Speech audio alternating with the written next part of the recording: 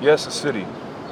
A place where one could be alone among seemingly endless masses, where one can feel connected to a light in a fifth-story window at midnight, to the blurs in a passing train, to the shouts of people a few buildings down, to music from past times playing from a room above. Intimately almost, without seeing a single person. Cities, places of convergence of so many aspects of life and death, some so contradictory that one must wonder how they can even exist. Convenience, friend. That is how. Everything altogether at once. In lives as dictated by time as those of humans, the shortest path toward any of goal is of much value. In a sense, that makes cities the conglomeration of aspirations of hopes and dreams, naturally failure as well, however one may define such an abstract term. Collisions of these entities of thought, perhaps, where one thought may deny another fulfillment. In the so-called successes? Seldom works of single minds, then. Cases where enough mental constructs align with enough mental force that reality itself seems to give way to points of focus. A young person walked across the street. The sun had just begun its ponderous traversal across the sky, blessing those to awake with pink-tinted rays of clarity, cursing those living in the concealment of the night with yet the same. A wrapper of sorts drifted across the path of our object of interest. Just crispy as a penguin, deftly navigating through the early waves of commuting traffic, swimming towards a yet unknown goal to us, the person stops, snatches the paper out of the air as though it were a fish. It is of no apparent value, unlike the fish to the penguin. It is nothing to the person, a thoughtless action. Unconsciously, the paper wanders into the pockets of the dark attire by guidance of a hand. It joins a few coins and a pack of cigarettes containing a lighter.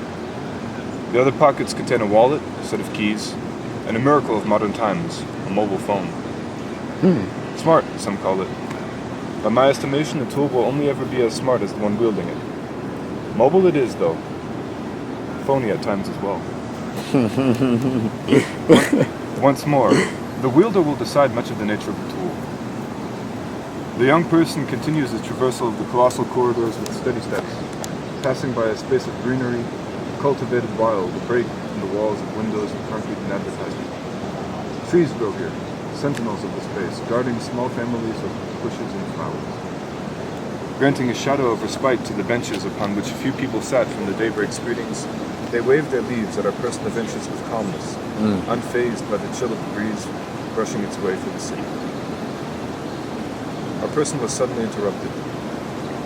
Excuse me, you got a light? A being of the night sat attentively watching the penguin slide through the currents. A person dressed in all the colors of life, distinguishable though faded. A hungry look in the eyes, not quite uncomfortable. The eyes held far more than just hunger within them. The penguin was startled. Yeah, sure. Hold on.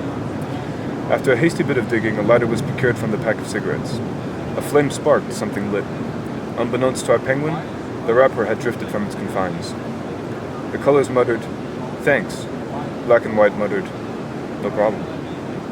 The lighter was returned to the pack to the pocket, the penguin to the stride. Behind remained a glimmer, a haze and a bundle of colors, dancing at the back of the other's dark clothing. Glancing at the back of the other's dark clothing. Sometimes the person wished for life to be as simple in its beauty as black and white. A penguin soon after arrived at the destination, a box within a box within a box, a cubicle within a room within a room. Sometimes a penguin found the lack of color within a morose antithesis to the complex beauty of life. The bundle of colors happened to see the wrapper. First, habit prevailed, then curiosity. Upon picking up the wrapper, the eyes on the other end of the glimmer noticed the clean writing within the crumpled folds of the paper. Unraveled, it read, "Maybe I love you. We'll meet again." And as the thoughts of those within wander out, often the thoughts of those outside wander in. Our penguin and our colorful bundle's thoughts are invisible to us. I wouldn't dare to pretend knowing their destinations. Tell me, friend, what is a miracle? What is coincidence and what is consequence? What would we name impossible when we're all going the same way, and what things would we believe we simply missed, imperfect observers as we are? Where do all our stories lead? Where do our paths cross? There is only one thing I can say with surety. No matter what we imagine, imagination and its feelings are quite real. That's all I got.